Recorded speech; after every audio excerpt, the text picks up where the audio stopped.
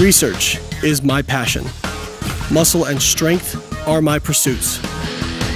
I'm a powerlifter, bodybuilder, scientist, and coach. I'm Layne Norton. I am a physique architect. Don't stop!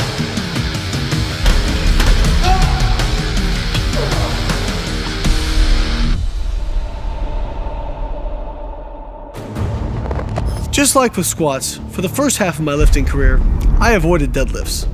They were hard, and I just didn't really want to do them. But once I finally decided that I needed to catch my back up to the rest of my body, I consistently started incorporating deadlifts, and it made all the difference. When I did my first series of Natural Pro shows in 2010, the judges couldn't believe the difference I'd made in back size and density. Now 5 years later, my back's gotten even bigger and my deadlift's gotten even better. When I decided to consistently start deadlifting, I did a ton of research on proper form and how to execute the lift. But I also learned from some of the best people I know, including Ben Escrow, Dr. Mike Zordos, and Matt Gary. Compiling all that information has led me to where I am today, and I'm going to use it to teach you how to deadlift more safely and efficiently. There are essentially two ways to deadlift, either conventional or sumo. In this video, I'm going to break down both. Before we get into breaking down the deadlift, I want to talk about useful pieces of equipment I recommend for deadlift. Footwear is very important for deadlifts. You're looking for three things. 1, you want something with a lot of grip. 2, you want something with a flat sole. And 3, you want something that's low to the ground. The lower to the ground you are, the less distance you have to pull the bar. If you're using something with a raised heel, you have to pull the bar further. Thus, I don't recommend squat shoes for deadlifting. Also, I don't recommend sneakers. They're probably the worst things you can wear. You want something with a hard sole. Sneaker sole is very soft, and you'll be losing energy transfer when you deadlift. I recommend things like deadlift slippers, wrestling shoes, or even Chuck Taylors. As with squat, a belt can be very helpful on deadlift. A belt gives you something to brace your abdominal wall against and keep you more upright as you complete the movement. I recommend a good 10 to 13 millimeter powerlifting belt. Most people wear their belt too low. I recommend wearing your belt just under your ribs, right where your abdominal wall pushes out when you brace during a lift. Belt tightness is a little bit up to the individual, but I don't prefer something so tight that you can't brace effectively, but you also don't want it so loose that it doesn't provide support. I recommend keeping it one notch off the absolute tightest setting that you can possibly go. As we'll discuss later, a straight bar path is very important during deadlifts. It is also important to keep the bar as close as possible to your body. This means that if you're not wearing long socks or tights, you're going to scrape your shins. In fact, it may leave you bruised and bloodied. Thus, I recommend wearing either knee-high socks, tights, or long pants during your deadlifts. Another piece of equipment that can be useful is straps. Now, if grip is a problem for you on deadlift and you're a competitive powerlifter, I recommend training without straps. But if grip isn't a problem, or you're just a bodybuilder who's looking to maximize muscle mass and doesn't want to worry about your grip, then straps can be very helpful. If you're not going to use straps on a deadlift, I recommend using chalk. It will enable you to get a better grip on the bar, making it easier to complete the lift. So now that we've discussed equipment, let's talk about the components that make up a good deadlift. First, I'm going to teach you how to set up for a conventional deadlift. Foot position is a little bit up to the individual, but in general, I would stand in the position where you can generate the most power, and that is typically where you'd be able to jump the highest in a standing vertical leap. Your hand position should be just outside of your shins.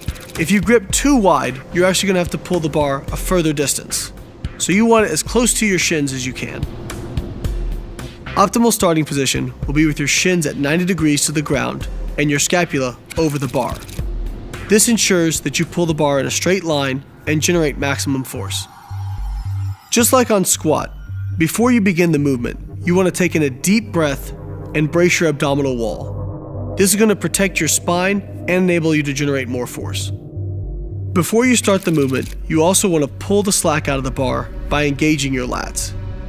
Many people just jerk the bar off the ground, but this is incorrect. Jerking the bar off the ground is more likely to put whip into the bar and cause your lower back to round and prevent you from keeping a straight bar path. Now I'm going to show you how to set up for a sumo deadlift.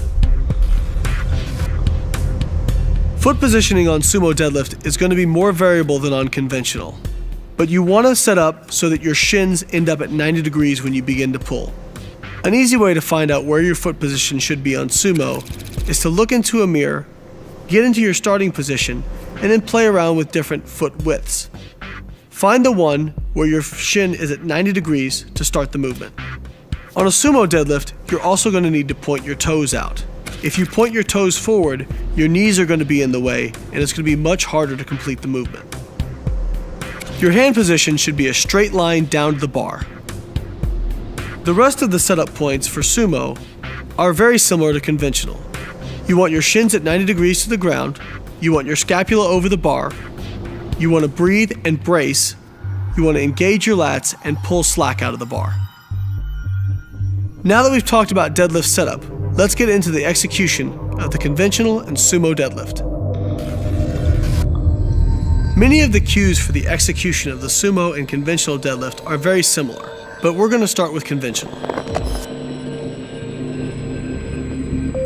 As we discussed in setup, you want to breathe in deep, brace your abdominal wall, and pull the slack out of the bar by engaging your lats. Initiate the movement by thinking about trying to bend the bar. That will engage your lats automatically, and then pushing the floor away from you. Think about a leg press. It's similar to your setup on a conventional deadlift. You've got your thighs close to your abdominal wall, and you're pressing the leg press away from you. So instead of the leg press, think about that being the ground. You're pressing the ground away from you. As soon as the bar leaves the floor, you want to think about squeezing your glutes and driving your hips forward. This is going to enable you to keep a straight bar path and lock out more effectively.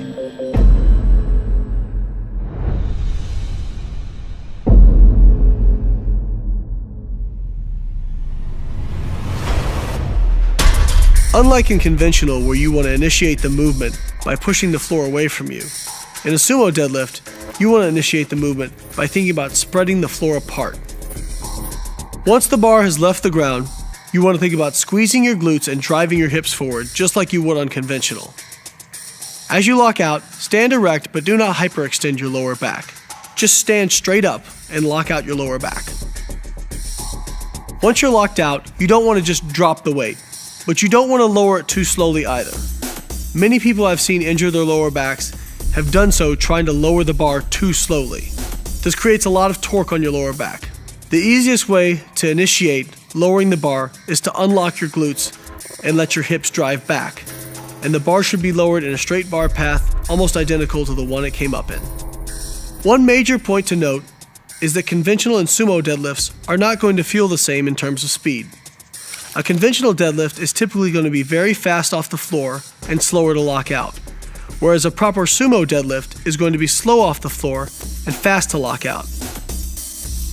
Now that we've talked about how to properly execute conventional and sumo deadlifts, let's talk about some of the most common mistakes we see in the gym.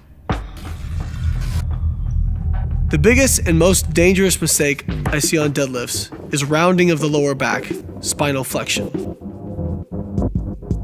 This creates uneven pressure on the discs and is more likely to lead to a back injury. Another big mistake I see is the bar separating from the shin. The further away from your body the bar gets, the longer the moment arm and the greater the torque on your lower back. Keeping the bar as close to your shin as possible ensures that you can apply the maximum amount of force and move the bar more effectively and safely. Another mistake I see people making is not engaging their lats and pulling the slack out of the bar. This increases the whip that goes into the bar, the likelihood that the bar will separate from your shin, and increases the difficulty to lock out. Another mistake I see is people who lock their knees too early. While locking your knees earlier will help you get the bar off the ground faster, it will make it much more difficult to lock out because the bar will have separated from your shin, increasing the torque. Another really critical mistake I see people make is people who overdip their hips trying to squat the weight off the ground. The deadlift is not a squat. People who have long legs are not going to be able to get a lot of quadricep into the movement, especially on a conventional deadlift. Remember that in order to exert the maximum amount of force, the shins have to be perpendicular and the shoulder blades have to be over the bar. If you overdip your hips and lean too far back, your shoulder blades will be behind the bar. To initiate the movement and for the bar to come off the ground, the shoulder blades will now have to get back over the bar. This means you will have to come forward as you're starting the movement. Coming forward as you're starting the movement is one of the worst things that can happen. If you're coming forward as you start the movement, you are much more likely to have the bar separate from your shin, lock your knees too early, and round your lower back. While many people like to touch and go deadlifts, I do not. I see many people bouncing the bar off the floor, and with each rep, they get less and less tight and get in a worse and worse position. I recommend taking a split second to let the bar settle, make sure you're in a good position, and restart the movement.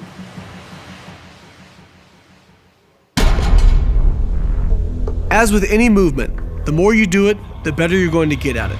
I recommend starting light, focusing on bar path and the cues we discussed, and getting comfortable with the movement before you really start getting heavy. Remember, deadlift is a high reward movement, but is also high risk if not done properly. Now I realize that's a lot of information to process at one time. That's why I recommend watching this video several times to pick up more and more tips. Along with this video, I recommend reading the detailed article here on bodybuilding.com. For more great articles and videos from me and other great contributors, keep coming back to bodybuilding.com.